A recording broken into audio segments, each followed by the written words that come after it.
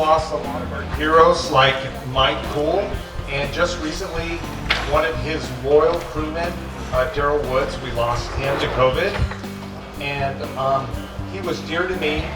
I worked with him, everything was great, and I did take the time to spend time with him. My fault.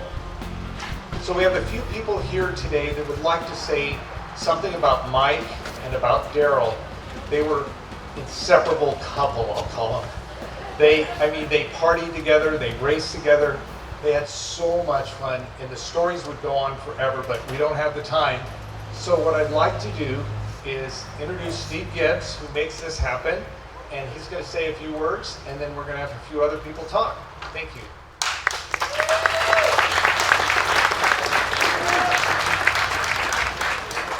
Thanks, Paul. It's been 2.5 years since we did the last one of these here, and in that 2.5 years has been really, really tough on a lot of people. We've lost so many people. It's hard to go down that list for 2.5 years. Actually, the one we did 2.5 years ago was less than 3 weeks after my wife had passed away, which made that particularly tough, but it's never easy. But I want to thank Lynn for gathering us here together tonight to pay tribute to Mike, pay tribute to Daryl. I mean, losing those guys is really painful. I mean, this whole deal we do here, it's about the history of the sport, it's about the heritage, it's about the people that are involved in it, and Cindy and I are trying to keep that going as long as we can. She's going to become the new executive director of Nitro Revival after this one. So, but anyway, number one, thank you folks for being here on behalf of Cindy and myself. I think we had a nice Friday start to this thing. It looks like it's going to be pretty good.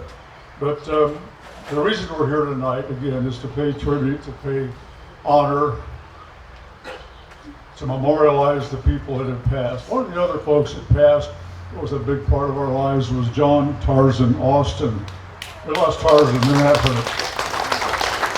And I mentioned Tarzan, there's so many guys, but Tarzan's sisters-in-law are with us tonight. You know, they traveled down from Central California just to be here to raise a toast to Tarzan. So Tarzan, you did good, pal.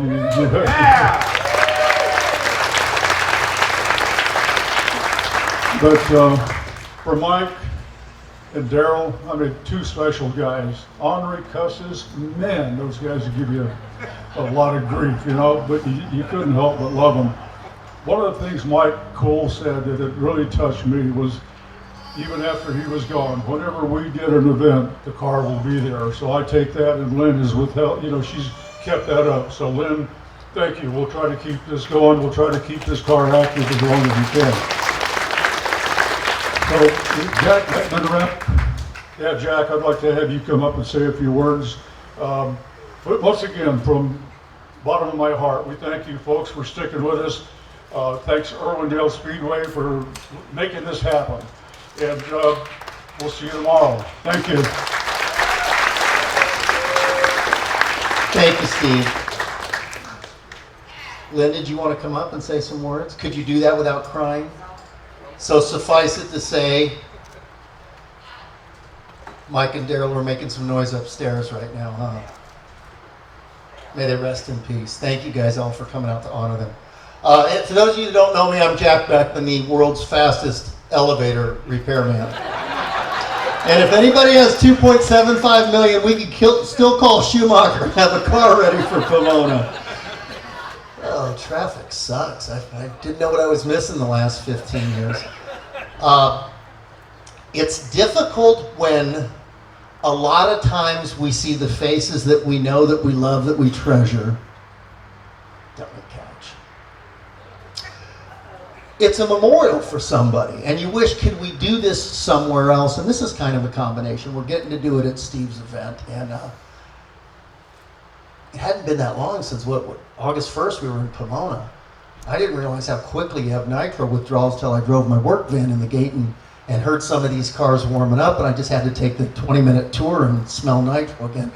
Steve, what you've done for drag racing is just absolutely stellar. And when you talk about Gibbs, and you talk about nostalgia racing, and you talk about somebody that's so deserving of an award.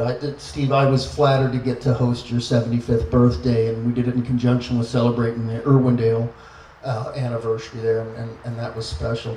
Did you know you were going to get honored tonight? You did not? Oh, okay. Because when I speak of Gibbs, I'm actually speaking about Cindy Gibbs. So, Steve, if you would do me a favor and walk over and escort your daughter up here. This group that Bill Huseth represents thought that for all the effort, all the things done, the artwork, not yet, Bill, the artwork, the help with the podcast with your father, all that effort that has made all these things just a little bit more special, you are going to be honored. There's a lot of people that didn't want to be named, and I think they love you guys so much, they said, please don't bring me up. It's not about me, it's about them. Oops, them is plural. Steve, this actually is a Lifetime Achievement Award for father and daughter. Bill, you can now bring it up. Jim White has created a mural, and we have one for each of you. And to commemorate both of your efforts to continuing to keep this tradition alive, to continue to push the passion of the sport, and to continue to make a venue where all of us can come out and feel like we're part of something. I mean, I just worked a full week, and I come out here and I feel like I'm 13 years old again at the races, and I see some of these faces, Wallace. I mean, just takes me right back to reading the stuff that takes you right back like a time machine. And I met Bill over drag news stuff and reading these. So I am just the conduit here. This is Bill. This is Jim White. This is several others that chose not to be named. If I have a couple Jack and Cokes, maybe I'll tell Couch, and damn sure he'll let it slip later. But Steve, Cindy, for everything you do for all of us, I think I could speak for everybody and say we love you too, and congratulations. Marvin, would you like to come up? Who?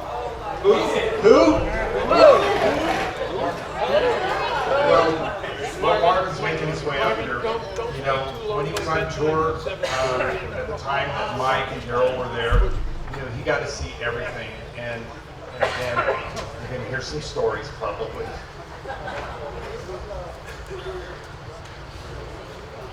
Don't run, Marvin. We got all night. You know, the last time I followed this guy here, Mr. Beckman, That's my dad. it was chaos. But anyway, I'm here to celebrate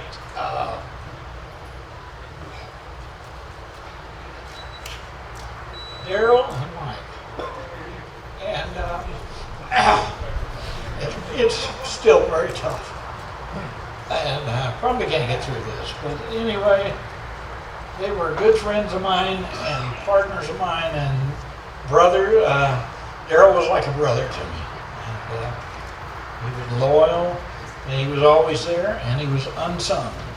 There's hardly, I went through all my pictures trying to find pictures for this event of Daryl, and it was almost impossible because all the pictures, Daryl never wanted the spotlight. He just stayed back in the back. So I have not a lot of pictures of him and me, or Mike. I got a lot of pictures of Mike, but not Daryl. And he was just a special person. And so was Mike. So here's to you guys. Rest in peace.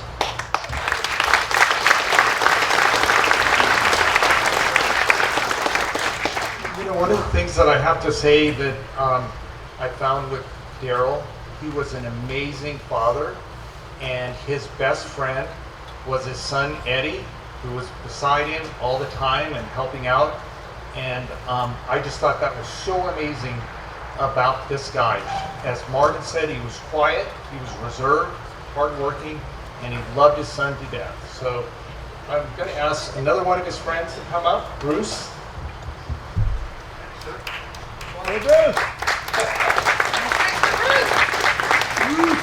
I had known Mike for a long time. I worked for Mike for quite a while, helped him do a lot of stuff.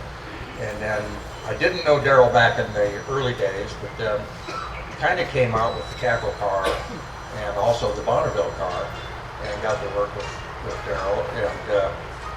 And I adored Mike because we had this mutual respect for each other, which was pretty cool.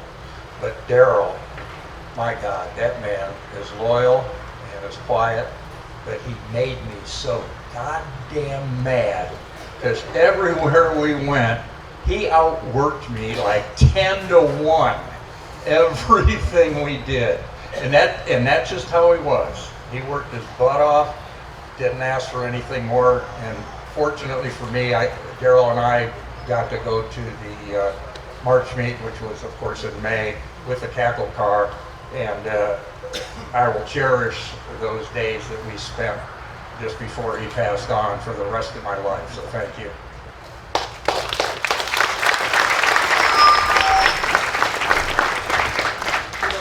Like myself, Sonny, and Bruce, we worked together with Daryl, and I think Bruce just said it. That guy was tireless. He had a knee replacement, and he was working so hard, and he was there all the time for Mike at the end. And you know, I'm gonna miss him.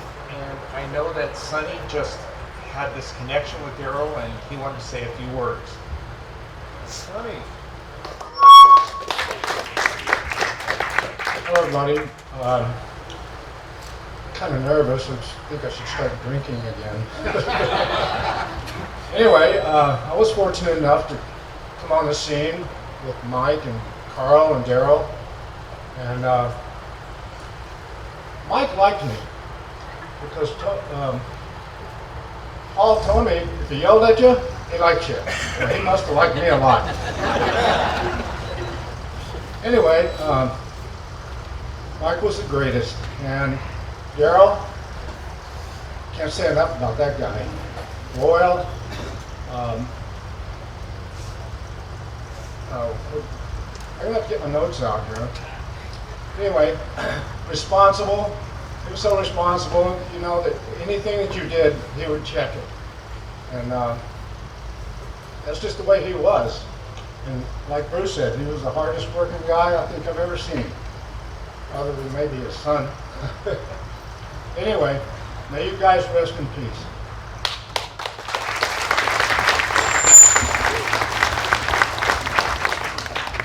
I met Daryl when we got teamed up with the Bonneville car.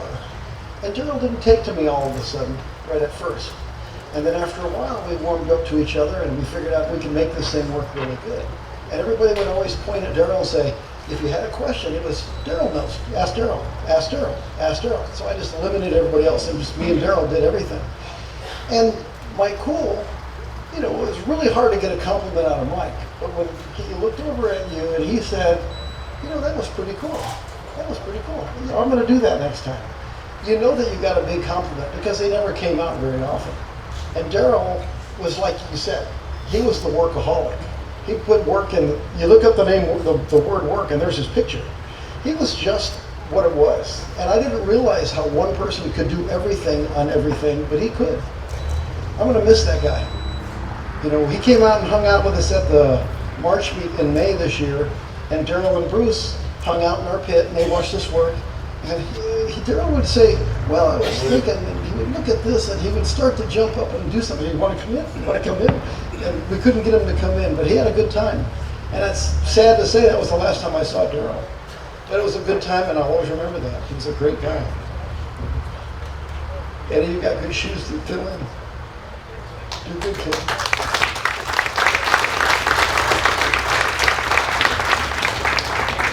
Well, thank you everyone for coming, and again, Daryl and Mike, we're going to miss you. You made me smile, and I think as everyone said, they may not have been the most friendliest that you would think, but they loved you to death and they do anything for you. So,